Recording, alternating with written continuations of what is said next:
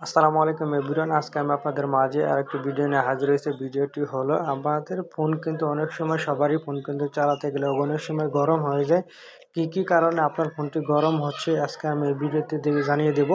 চলুন তাহলে কথা না বাড়িয়ে ভিডিওটি শুরু করে প্রথমে আমি আপনাদেরকে জানিয়ে দিচ্ছি যে কি কারণে আপনার ফোনটি গরম হয়। প্রথমত কারণ হলো আপনাদের ফোনটি এমন এক জায়গায় রাখতে হবে যে জায়গাটি ঠান্ডা। যদি গরম জায়গায় ফোনটি রাখেন ফোন অটোমেটিকলি গরম হয়ে যাবে।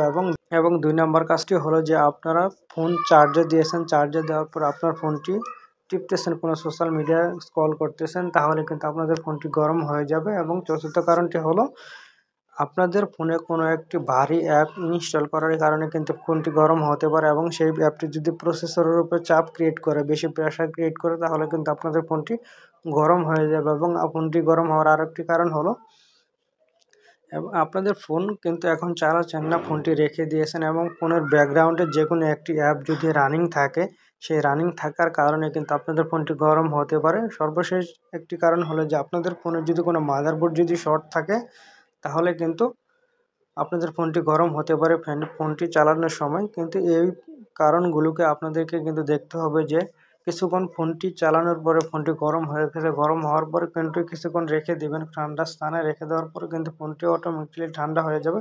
ঠান্ডা হওয়ার পর কিন্তু ফোনটি আবার চালাতে পারবেন। সকলকে ধন্যবাদ সম্পূর্ণ ভিডিওটি দেখার জন্য। ভিডিওটি দেখে যদি আপনাদের ভালো লেগে থাকে এবং নতুন কিছু শিখতে পারেন, তাহলে আমার ভিডিওতে একটি লাইক দিয়ে আমার চ্যানেলটি সাবস্ক্রাইব করে পাশে থাকবেন।